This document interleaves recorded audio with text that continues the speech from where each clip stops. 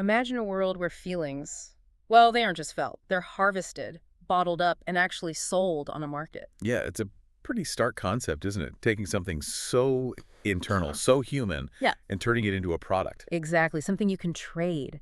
And that's the fascinating, maybe unsettling world we're diving into today. Hmm. Our source material is excerpts from a story called The Emotion Market. And our mission here really is to dig into that, not just tell the story, but pull out the key ideas, the insights about what happens when emotion becomes, well, currency. We'll track one character, Lira, through this system. So let's jump in. Chapter 1. Right. The extraction chamber. The description is just cold, clinical. Lyra's there selling her joy. It sounds almost routine. It does. Very procedural. A technician checks her wristband, notes her joy level 7.8, apparently. Like it's a resource level. Exactly. And then the process itself. A neural siphon, a click, a hum. And the source says she feels it being pulled away. The joy is just gone. And the physical reaction is immediate. Her smile vanishes. The tech just says, clean harvest. You'll feel a little hollow. Hollow. That word really hits, doesn't it? She's used to it. That emptiness is just part of life after selling. It seems to be the baseline state, almost. And then she steps out, right into the emotion market itself. Yeah, and the description is kind of ironic. It's vibrant, pulsing with color and life. But it's all built on trading these pieces of people's feelings. You see stalls, masked brokers, vials everywhere, like jewels or maybe dangerous chemicals. And they're color-coded.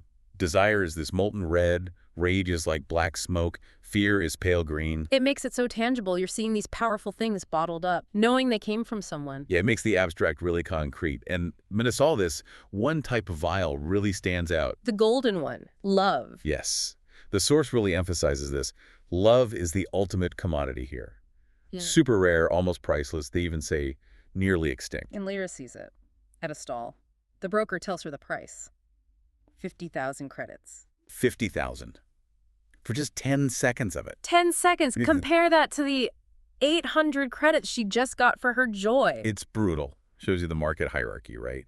Fleeting moments of deep connection are worth exponentially more than, everyday happiness. And the broker's comment when she's shocked at the price, then you should have felt love first. It sells better. Just cold. Oof.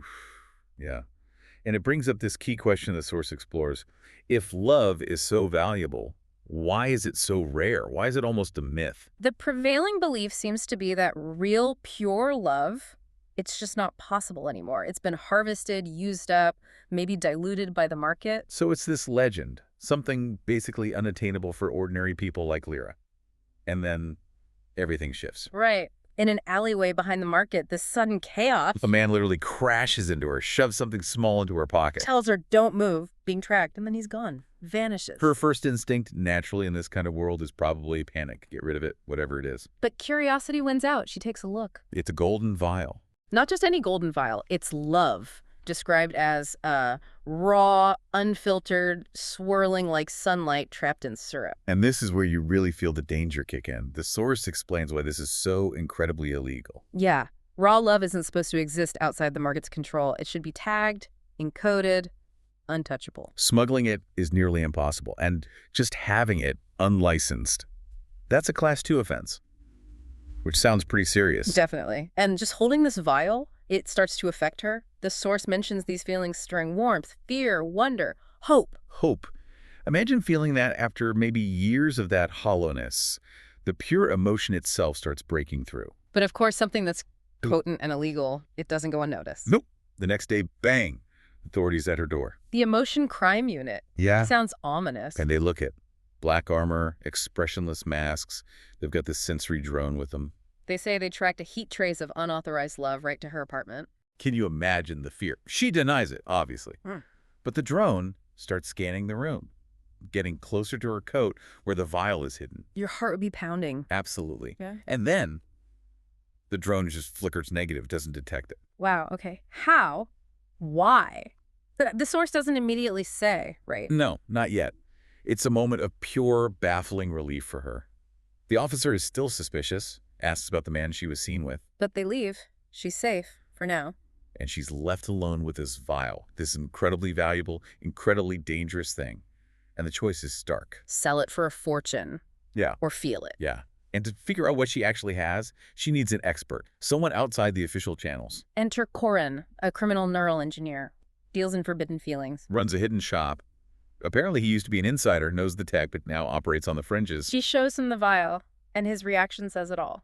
His eyes widen, but he's professional enough, or maybe just intrigued enough, to analyze it, not grill her immediately. He puts it in a synthesizer, runs diagnostics. And the results confirm what she suspected, what the description hinted at. This isn't standard market stuff. What does he find? This is key. He says, no additives, no compression, no splice markers. This is pre-market. Pre-market, meaning? Meaning it wasn't made for the market, it wasn't processed, packaged for sale. It comes from before or outside that system entirely. Which leads Corin to this really powerful conclusion. Yeah. He says it wasn't meant to be sold. It was meant to be felt. Wow. That must have hit her hard.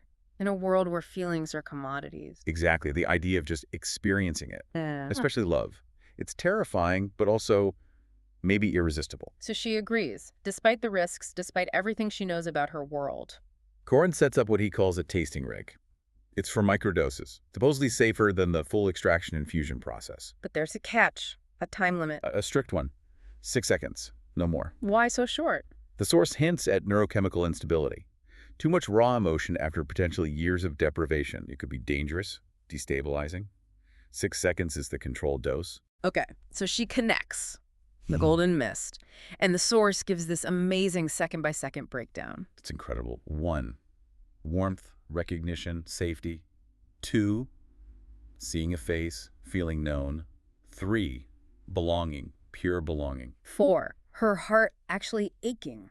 5, tears starting. 6, believing something. And then cut off, just like that. Her reaction afterward. Visceral, isn't it? Gasping, sobbing, but also laughing. A total overload. And she says it herself.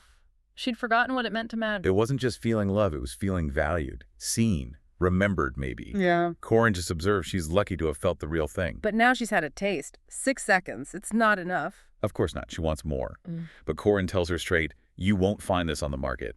Ever. Yeah, so there's only one place it could have come from. The man who gave it to her. Ivan.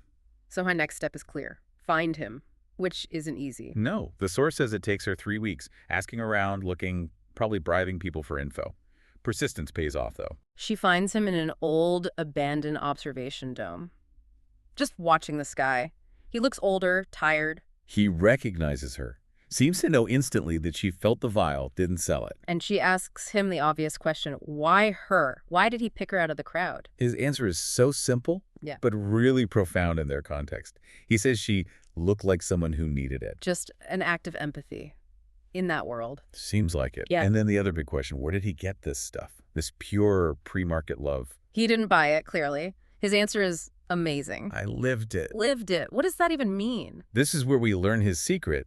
He can't manufacture it like the market does. He generates it by remembering. Remembering. His wife. Yeah. She lived and died before the emotion market took over everything, before feelings were things to be harvested. So he held on to those genuine memories, those real feelings. Exactly. Stored them, preserved them somehow within himself. And then he figured out a way to synthesize the feeling from that authentic source, from lived experience. Wow, so he wasn't selling these vials. No. He was giving them away, trying to seed something, as he puts it. Yeah. Little sparks of real feeling in the barren landscape. She points out, it's illegal. And his reply just cuts right through it all. He just says, quietly, so is joy. That says everything about their world, doesn't it? Even basic joy is criminalized if it's outside the system. It really does. And faced with this truth, this possibility, Lira makes her choice. She tells him, I want to learn. Yeah. She chooses feeling, remembering, living, over the market's emptiness. And this choice, it starts something bigger. It has ripples. This unauthorized love, it starts to spread, not through sales, but through sharing, person to person. And the authorities, the Emotion Commission, they notice. Yeah. And they don't like it. Of course not. They label it emotional bioterrorism, the idea of people feeling freely, outside their control. That's a fundamental threat to their power, their whole economy. But it's happening anyway. People are waking up. The source describes them smiling without payment, hugging, crying together, remembering things they'd lost. Lira and Ivan become central figures. They start teaching others not just about love, but other feelings the market ignored or couldn't quantify. Like grief, forgiveness, Wonder, the really complex human stuff. Exactly. Things you can't easily bottle and sell. They create these secret places, feeling gardens. Safe havens to just feel, without being monitored or taxed or extracted. And people come. Others who've been damaged by the system. Ex-technicians who know how the market works and hate it now. Families broken apart by it.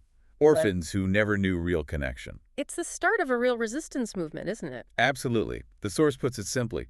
People were choosing to stop selling and start living. But you know the commission isn't going to just let that happen. They need to shut it down. They develop a counterweapon, something truly terrifying. The null wave. Yeah. A virus designed for absolute emotional control. Its purpose: to erase stored emotions, to burn out the neural pathways connected to any unregistered felt feelings. The effect is described as horrific, like being rebooted. Mind wiped, sterilized of sensation, just an empty shell. All that rediscovered feeling, gone. And then the story takes that tragic turn. Ivan is hit. Lira finds him in one of the gardens. Affected by the null wave, he's there, physically, even smiling blankly. But his eyes are empty. He's unresponsive. The man who held all those memories, now empty himself, can't recognize her, can't feel anything. The source describes her scream, pure agony. But then in that despair, she remembers something. She still has one vial left. His vial. The one he made from his own memories, the one he gave her. She knows the risk. She knows what Corin warned about, but she makes a choice. She takes the vial, puts it in a microsynth, recognizes the dose is huge, the cost could be everything. And she connects herself to Ivan, releases the love dose. The source says her thought was, together. Yeah, an echo of his mission, maybe, seeding life back into him. What happens next? The source gives us conflicting accounts, right? It does. Some say she died. That the massive, uncontrolled dose just burned out her mind, a fatal overload. But others, the ones who knew her, the ones in the movement. They believe something different, something more transcendent. That she didn't just die, she transferred herself. Everything she was, memories, feelings, that love, her spirit into Ivan. Like merging with him? Almost. Pouring her rediscovered life into his null-wave emptied mind. Does the work? He wakes up, not just physically responsive, but alive, truly alive. And the key thing the source mentions, he remembers everything about her. Wow, so she's with him, in him. In a way, he becomes the carrier of her legacy, their shared mission. He continues the work, spreading her story, her code, as the source puts it, the feelings she unlocked. And the market, does it collapse? Not entirely, the source suggests. No? It still exists, but it's shrinking. His power is definitely waning. Because people are choosing differently now. Exactly. People are feeling again. Freely? And the source circles back to the beginning, really. Why? Because of her, because of love. That's quite a journey these sources map out. From total commodification of feeling. To this act of profound resistance, ending in a sacrifice that sort of redefines connection itself. It really hammers home that core tension, doesn't it? The attempt to control and price something like emotion. Versus its inherent wildness, its connection to memory, to identity, things that maybe just can't be fully controlled or sold. They resist. Absolutely. And it really leaves you thinking, doesn't it? If you imagine that world, the emotion market, where love itself has a price tag, what does that actually tell us about the real value of human connection? Yeah. Maybe its true value lies precisely in the fact that it can't ultimately be bought or sold, that it's untamable, something to really ponder.